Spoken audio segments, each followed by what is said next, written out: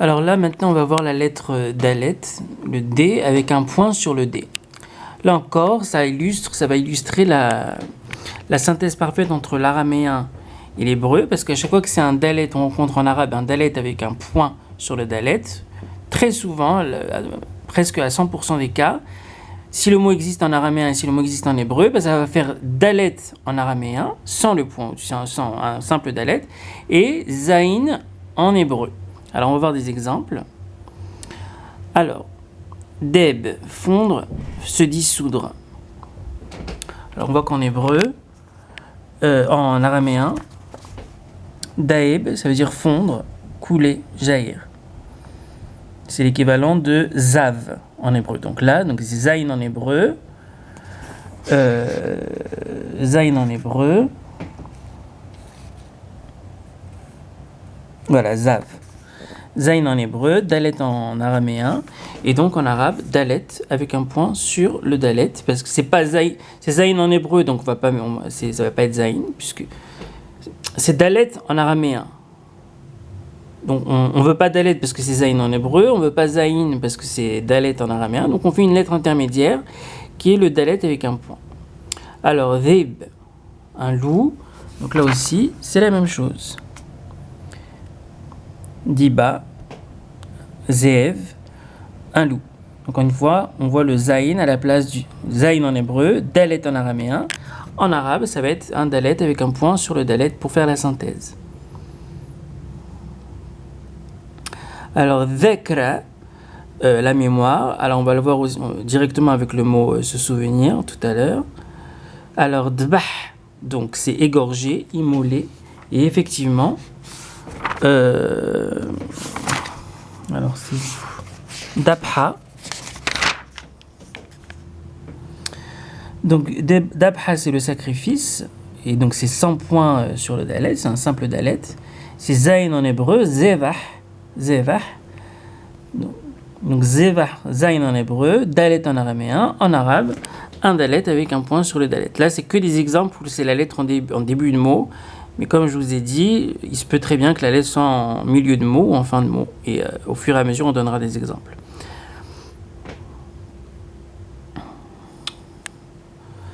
Alors, dra, donc le bras. Donc effectivement, voilà. En araméen, donc ça va être dalet. En hébreu, zain, zroa. Dra en araméen. Et donc, pour faire la synthèse, la fusion, en arabe, c'est un dalet avec un point. Dra.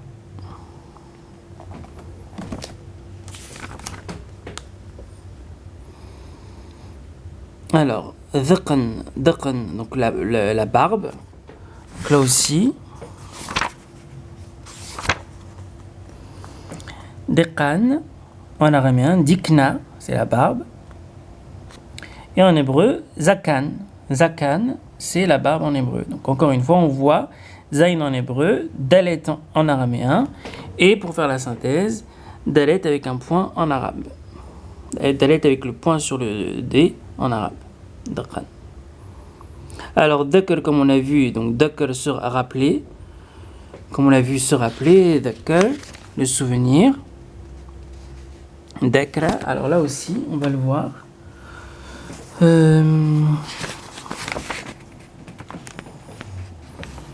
Alors, c'est où?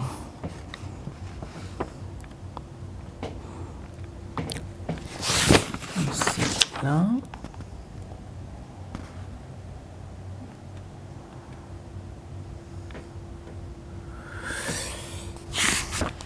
Alors, on va le voir directement ici.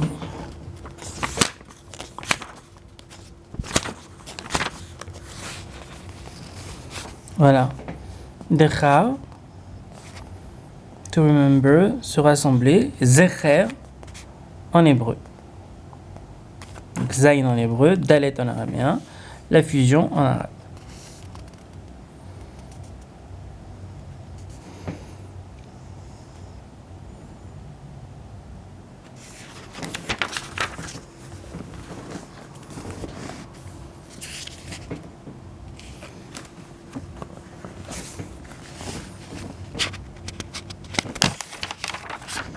De même, donc, tkr en arabe, ça veut dire un mâle.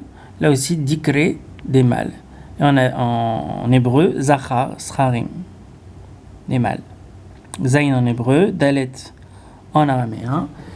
Et en arabe aussi, on va voir que tkr, ça veut dire, donc avec un dalet sur le point, sur le dalet, ça veut dire mâle.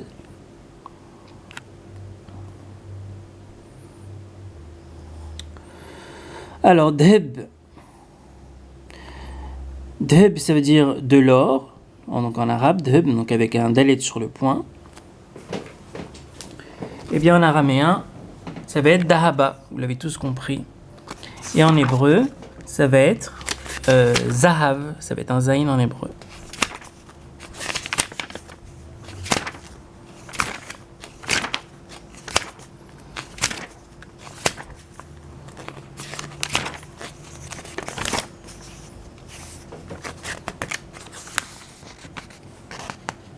Voilà.